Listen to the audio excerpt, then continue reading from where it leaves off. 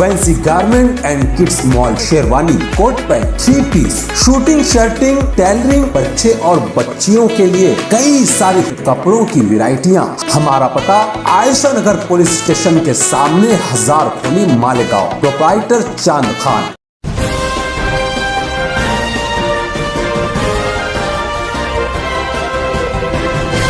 मानव समाचार, मानवता के हक में। मालेगांव शहर में बिजली कंपनी की खुलेआम गुंडागर्दी, मालेगांव शहर की 10 से 12 लाख आवाम जिंदगी में कभी इतना परेशान नहीं हुई है जितना इस प्राइवेट बिजली कंपनी के आने से हुआ है। आज जनता दल सेकुलर का जो एक धरना था, जो जमहूरी हक है, बाबा भीमराव साहेब अम्बेडकर के बनाए हुए संविधान के मुताबिक कि एक जुल्म हो रहा है, अपनी बात को सरकार तक का पहुंचाने का एक आंदोलन बेहतरीन जरिया है और पुरअमन तरीके से आंदोलन किया जा रहा था। लेकिन पुलिस की गुंडागर्दी जो कई दिनों तक का इन्हें परमिशन के लिए दौड़ाती रही कि आपको परमिशन दे दिया जा रहा है, उसके बावजूद ऐन टाइम पे जो आवाम, जो कारखानेदार, जो शहरियान, जो दीगर जितने लोग बिजली कंपनी से परेशान हैं, वो अपनी शिकायत दर्ज कराने के लिए आए। तो आप मीडिया के लोग देख सकते हैं कि पुलिस इंतजामिया किस तरीके से यहाँ लाके बैठाई है। होना तो ये चाहिए था कि उन हरामखोर बिजली कंपनी वालों को यहाँ बांध के बैठाना चाहिए था, हमें खड़ा रख के उनसे बात करवानी चाहिए थी। लेकिन ये खुलेआम जमहूरियत का कत्ल किया जा रहा है।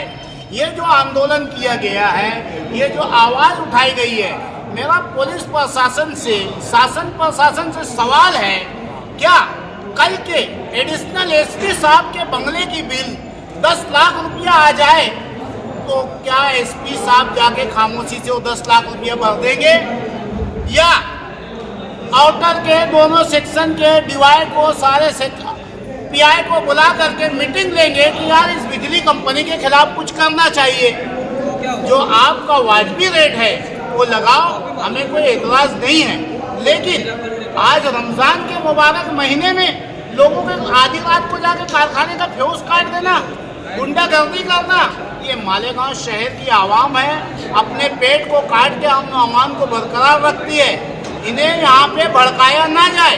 रमज़ान के मुबारक महीने में बिजली कंपनी किसी के भी ऊपर, एक के भी ऊपर कार्रवाई करती है तो ये आंदोलन उठ के पूरे महाराष्ट्र में खड़ा होगा।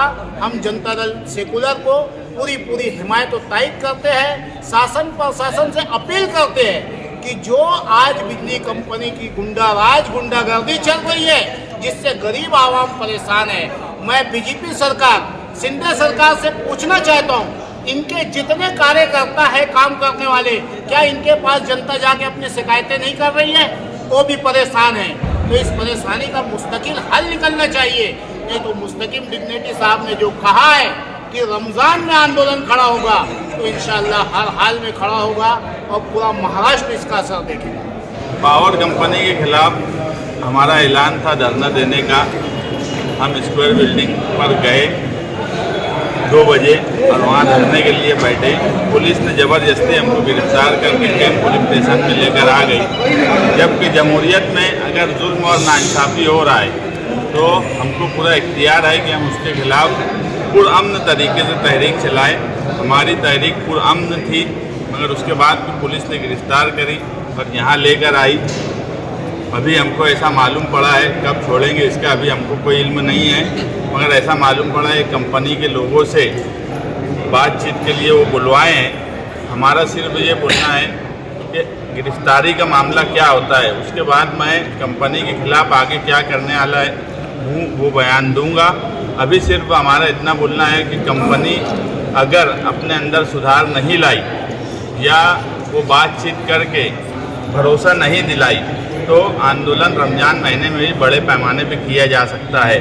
आज अगर हम धरना देने आए हैं तो कल हम स्क्वायर बिल्डिंग पे बड़ा मोर्चा भी ला सकते हैं ये मालेगांव शहर का पुलिस डिपार्टमेंट, दूसरे प्रशासन ये ध्यान रखें कि शहर में कंपनी के खिलाफ गुस्सा बढ़ता जा रहा है और ये गुस्सा कहीं लॉ एंड ऑर्डर ख़राब ना कर दे शहर का, इसकी फिक्र हमें भी है और पुलिस डिपार्टमेंट को भी है। मगर कंपनी के जो जिम्मेदारान हैं उन्हें कतई शहर के लॉ एंड ऑर्डर की कोई फिक्र नहीं है। इसलिए कार्रवाई तो कंपनी के लोगों पर होना चाहिए जो शहर के हालात ख़राब कर रहे हैं।